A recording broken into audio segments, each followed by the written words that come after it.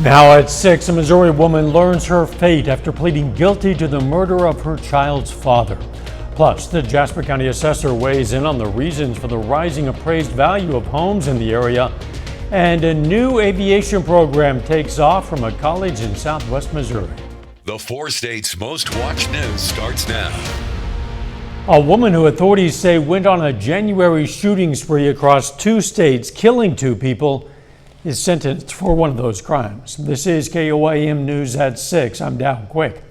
Taylor Santiago pleaded guilty to charges in Missouri related to the murder of her child's father. Those charges include first-degree murder, which she will receive life without the possibility of parole. She also pled guilty to first-degree robbery, unlawful use of a weapon, and child endangerment. Investigators say Santiago lured her child's father to her home in Aurora, Missouri. There, she ambushed, shot, and killed him. They say Santiago then took his vehicle, leaving her child with the deceased father at her home, and traveled to Carroll County, Arkansas, where she shot the father of one of her other children and his girlfriend. That girlfriend died. Investigators say Santiago then returned to Missouri, where she turned herself in to Aurora police and confessed to the crimes. Santiago still faces charges in Arkansas for capital murder and attempted capital murder. Let's check in with Chief Meteorologist Doug Heddy now for a first look at the weather. Well, definitely turned out to be a decent Wednesday for us today. A lot of clouds have been increasing across the region over the past several hours, and you can see some showers, even some thunderstorms down to our south, kind of lifting in our direction. We do have some spotty little thunderstorms, and these will pick up as we continue through the evening into the overnight hours. This is all due to an upper level wave that is lifting or very slowly moving off toward the north and to the east. But what this will do for us over the next few days is give us scattered showers and a few thunderstorms. Nothing looks too strong or severe, but you can see our greater chances pushing through as we go into Thursday. So through the evening into the overnight hours, here's about midnight, scattered showers and thunderstorms a little bit more widespread, picking up and pushing through the region. This is what we're going to see on Thursday and Friday as well. We're going to be talking about that here in just a bit. Catch in a few. Residents across Missouri are receiving their property value assessments, and in Jasper County, homeowners are seeing those values go up. The State Tax Commission is requiring bigger assessment increases this year, averaging between 13% and 15% in Jasper County. That's because the county, like dozens of others, is out of compliance with the state. That means the county's appraised value isn't as close to actual market value as required. The county assessor says the changes are connected to the COVID pandemic, which impacted property values across the state. Back when COVID hit, unfortunately, the market went crazy, and we as assessors chose not to chase the market, thinking that it would turn itself around, and in fact it did not. If you want to appeal your evaluation, you have until June 23rd to reach out to the county assessor's office for an informal hearing. Tonight on KOAM News at 10, we're going to have more about the increase's impact on property taxes. Former Missouri State Representative Cody Smith is honored with the Richard A. Webster Medallion today at Missouri Southern State University. Smith receives this honor because of his efforts to improve the MSSU campus while working in the Missouri House of Representatives. And I reached out to things that folks have said about me today. I really take to heart and appreciate very much. And I'm just honored to be on this kind of, like you say, a short list of folks that have received this award, and folks like Ron Richard and Gary Nodler that are on that short list. It's an honor to be on that list and share it with them. Cody Smith served Missouri District 163 during his time as a state representative. A new program at Ozarks Tech is now ready for takeoff. This afternoon, college and community leaders cut the ribbon on the Roy Blunt Aviation Training Center. It's near the old Springfield Airport Terminal. The facility will house Ozark Tech's airframe and power plant program. Students will learn how to maintain and repair aircraft to FAA standards, clearing the way for a career in the aviation industry. College administrators say the new program will be a big lift to the region. This is a huge deal for the college, but it's even a bigger deal for our community. as we have become a transportation hub through aviation training, of course the airport, and now airframe and power plant and maintenance. It's really big for the community because it's going to mean ultimately more jobs in the community, well-paying jobs, and it will also help the airport grow. Ozarks tech leaders say this is the only program of its kind within 100 miles of Springfield. It'll feature hands-on training opportunities and an 11,000 square foot hangar. The project was paid for with funds from federal, state, county, and city sources. After the recent rains, there's a lot of debris in Grand Lake, but as of right now, at least, thunder on the river boat races, they're still scheduled for the lake this coming Saturday and Sunday. It's part of the Grand Summer Festival, now in its 7th year at Wolf Creek on Grand Lake. Crews are working to get everything set up and going. As the Trop Rock event, and it has ended up being, it's just kind of evolved, and it is now like 80s, red dirt, a little bit of everything music. We've got 6 great bands Friday and Saturday night. Toes in the Grand, as it's called, will start tomorrow with the boat race practice. Staff, volunteers, and athletes mark the end of the Special Olympic sports season in Kansas. We're going to give you an inside look at the final party that's coming up. But up first, Lamar Plaza Theater lights up the screen for more than 90 years. A small town community theater is making a huge impact. Lamar Plaza Theater has been a summer favorite since 1934. That means it's survived a lot of economic issues that have previously faced our nation. As KOIM's Lonnie Walton reports, the theater says they're seeing an increase in traffic this year. But what makes this place so special? He caught up with locals to find out. I spoke to a local who says it's his first time coming to this movie theater, and I also spoke to someone who says it's nostalgic. It's a nice family-oriented place to go. Lily Nims was born and raised in Lamar. She says this was a place to be back in the day. The square used to be popular, so we'd all go to the movies and then we'd cruise the square and stuff and just hang out. And she's not the only one. A local principal says she brings her kids here all the time. It's an opportunity for kids that don't normally get to go to the movies, We've got 4 kids with us today that have never been to a movie theater, and it's one of them's birthday. And of course, we had to meet that birthday kid and ask them what their favorite part was. The bad guys part. Scott Kelly is the manager of the theater. He says he's been coming here since he was born. He says it's been an increase in foot traffic, but not much else has changed. Still has the original hand-painted murals on the walls, and the texture and everything is pretty much the same as it's been. Nim says this place continues to be a place where people engage. It's just nostalgic. We've just been doing this our whole lives. Like I said, I think it's been here my whole life, and I'm 37. And I had to ask birthday boy if he was having cake today. No. And residents say they hope this building lasts for the next 50 years. Reporting in Lamar, I'm Lonnie Walton, KOAM News.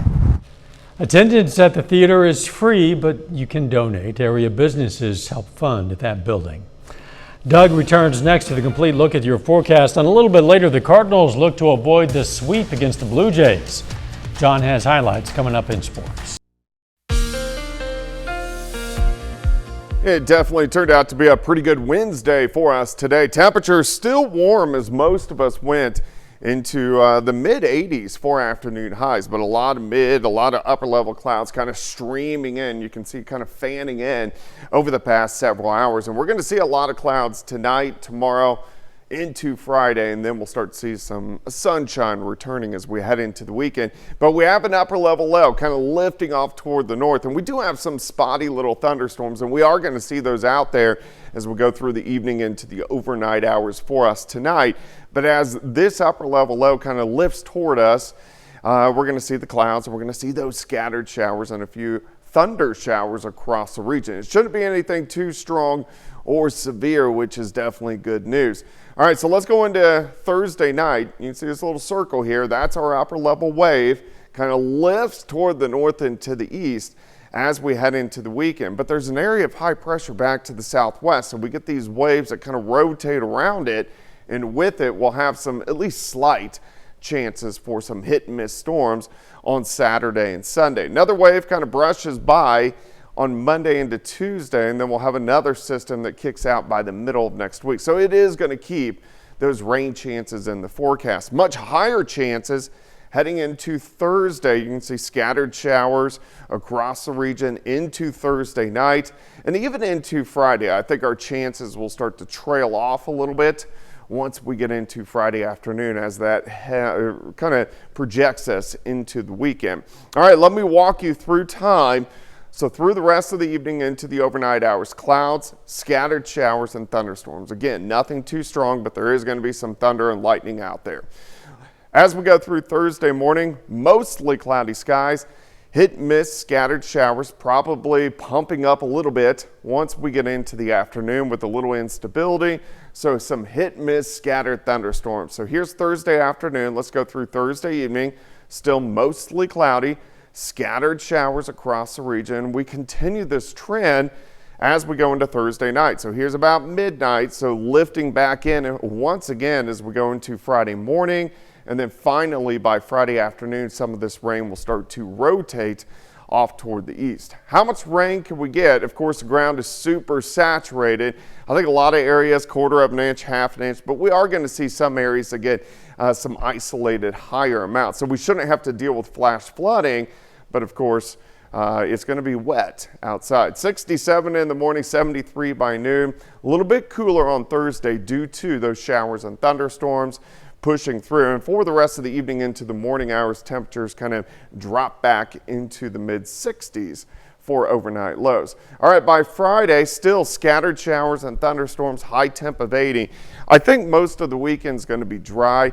We are going to have a random little thunderstorm, but most of us are going to be dry. But look at the heat starting to kick in by next week. We warm into lower 90s by next Tuesday. Wow, Doug, thanks. Still ahead, the St. Louis Cardinals try to avoid a series sweep against the Blue Jays, and several of our local high school softball players take home all-state honors. John Dales has those stories and more up next in sports. Hey, welcome into sports. I'm John Dales. High school softball season has come and gone in the 4 states, and this week a ton of our local players receive all-state honors from the Kansas Softball Coaches Association. Starting in Class 2-1A, infielder Reese Gorman receives honorable mention all-state honors after a stellar senior year for the Uniontown Eagles. Class 3A, the back-to-back state champions from Frontenac are very well represented. 5 Raiders make the first team all-state. Those are Avery Johnson, Maddie Call, Grayson McLaren, Alana Sullivan, and Maddie Lejotis. Zoe Hesse from Iola makes the first team as well. She just completed her sophomore year. Then 4 Columbus Titans get all-state honors. All of them are seniors in the class of 2025. On the second team, Haley Ediger and Katie Mooney, and then Tori Tedlock and Briley Johnson both get honorable mentions. Moving up to Class 4A, Allie Brown just finished her senior year at Fort Scott. She'll play for Pittsburgh State next year. She's on the first team All-State along with her teammate Allison Wheeler. And another Fort Scott Tiger, Abby Gorman, gets an honorable mention as an outfielder. So does Avery Dean at pitcher, who just graduated from Chanute last month. Closing things out with Class 5A, Pittsburgh had a special season, finished 4th in the state tournament, and Brett Pasteur is on the first team All-State as an infielder. Breck Slaughter is on the second team as a pitcher. Both of them will return to the Purple Dragons for their senior years next season. And 2025 graduate Megan Johnston is on the second team All-State as an infielder. Both of our local summer collegiate baseball teams are on the road this evening. The Joplin Outlaws are coming off a 6-0 shutout victory last night. Tonight, they hope to make it 2 in a row against the Fort Smith Marshals. First pitch down in Arkansas is scheduled for 7:05 at Crowder Field. Meanwhile, the Nevada Griffins are in Clarinda, Iowa tonight, taking on the A's. This is their first game of the week after dealing with a rainout on Monday. I'll update scores from both of these contests later at 9 and 10. In Major League Baseball, both the Cardinals and Royals play at home today. The Redbirds are hoping to avoid getting swept by the Blue Jays. And we pick it up in the bottom of the second inning. Cards in front 1-0. Their catcher, Joel Pozo, sends one into the seats beyond the left field wall for a solo home run. And it's 2-0 St. Louis. Next inning, Toronto responds as Bo Bichette sends a base hit up the middle into center, and that puts the Blue Jays on the board. Now to the fourth inning, they've taken a 3-2 lead, and Vladimir Guerrero Jr. smokes one into the gap and gets it into left field. That scores another run. That's 4 unanswered out of the Blue Jays. They don't stop there. Ernie Clement hits this one deep and gone for a solo homer in the 5th, and the Redbirds drop their 4th in a row. Final score in St. Louis 5-2. The Royals have also been struggling a bit recently. They've lost 3 of their last 4, including 10-2 last night in the series opener against the Yankees. They're about 15 minutes away from getting started in Game 2 over at Kauffman Stadium. Tonight is Game 3 of the NBA Finals. After the Pacers and Thunder split the first 2 games in Oklahoma City, the series shifts to Indianapolis. Now, this is the first NBA Finals game in Indy in 25 years. So a raucous environment is to be expected, but the Thunder have plenty of experience with that. They've handled it fairly well to this point. So far in these playoffs, OKC has won 4 of its 7 road games. And starting fast has not been a problem for the Thunder. It's more been closing out games. We saw that in Game 1, but they responded well in Game 2. Yeah, in Game 1, they lost a nail-biter at the buzzer. That's right. Much. We'll be right back. Hit and miss scattered showers, even a few thunderstorms for us tonight, especially after midnight. And we're going to have periods of showers and thunderstorms for us on Thursday. Mostly cloudy skies, a little bit cooler, still warm. High temp of 81. Pretty much a carbon copy on Friday. And then we start to dry out, just a random storm as we head into the weekend. And we also start to heat up. Doug, thanks. Here's a look at what's coming up on KOAM News at 9 on Fox 14. We are learning more about the progress of Miami's B.F. Goodrich cleanup and what comes next. Plus, considering signing your kids up for a summer sport, well, psychology experts share how these activities help kids learn moral skills they can use later in life. And Ozark Tech launches a new aviation training center, opening doors to high-flying careers. Those stories, a lot more, of course, it's coming up tonight. KOAM News at 9 on Fox 14. Special Olympics Kansas hosted a luau cookout today, getting 6 of the Pittsburgh agencies together to celebrate the end of the sports season. The luau took place at New Hope Services in Pittsburgh in an effort to showcase their facilities. The athletes joined together for an outdoor lunch and participated in games such as cornhole and kickball. It was an opportunity for the athletes to strengthen bonds across agencies. A lot of our athletes know each other from the different agencies, but they don't have a lot of opportunity to further their friendships and kind of get to know each other at more of a consistent level. So this is really important to have that social, inclusive setting where they can all just hang out and it's not centered around competition. The Southeast region had 23 events last year. They're set to roll into bowling in around 2 months. They picked a perfect day for a luau, I'd say. Final sports note. Yeah, I'll be following closely that NBA Finals game tonight between the Thunder and Pacers. If Oklahoma City wins, they've got home court advantage back for the rest of the series. I think the Oklahoma City Thunder are going to win, and I don't think they're going to lose another game. I think you might be right, yeah. We'll find out soon enough, I guess. Thanks for joining us. We're going to see you right back here for KOAM News at 10. Let's make it a great evening.